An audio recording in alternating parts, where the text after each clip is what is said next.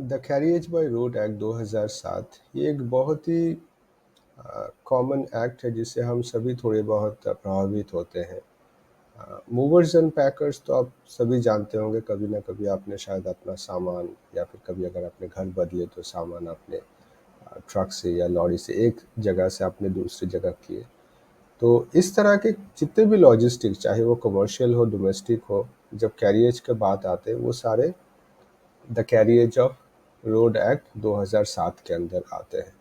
अब इसके दो तीन इम्पॉर्टेंट प्रोविजंस हैं।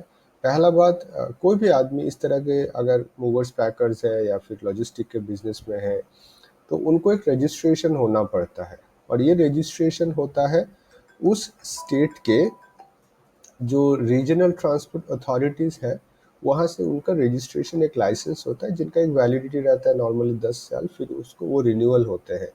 तो कभी भी आप अगर कोई पैकर्स मूवर्स या फिर लॉजिस्टिक यूज़ कर रहे हैं, ट्रक लॉरी, आप देख ले क्या वो रजिस्टर्ड है कि नहीं। ये क्यों इम्पॉर्टेंट है आपको यहाँ पे पता चलेगा।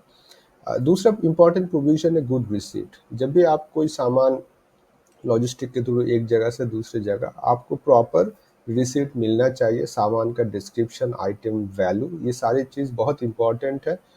नॉर्मली ये 3 कॉपी में होता है, एक वो गाड़ी के पास रहता है, एक जो कंसाइनी है, एक कंसाइनर के पास रहता है, मतलब जो भेज रहा है सामान, और जो आपके जो ओनर, मतलब जो ट्रांसपोर्टेशन का मालिक है, उनके पास भी एक रहता है, मेन कंपनी के पास। तो ये बहुत ही इम्पॉर्टेंट है, इसलिए क्योंकि जो कैरियर है उनका कुछ लायबिलिटी होता है अगर कुछ डैमेज या डिस्ट्रक्शन की वजह से।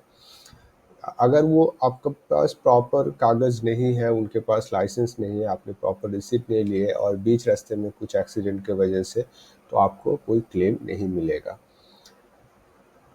और थर्ड इम्पॉर्टेंट है, कभी भी अगर आप कोई सूट फाइल करना चाहते हैं तो मेक श्योर कि उनको आप एक लिखित दें उनके रजिस्टर्ड एड्रेस पे। बिना नोटिस के आप उनके खिलाफ कोई सूट फाइल नहीं कर सकते डैमेज के लिए, या फिर कोई मॉनेटरी सूट अगर क्लेम करना है आप नहीं कर सकते।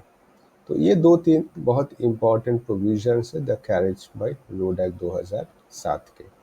Thank you.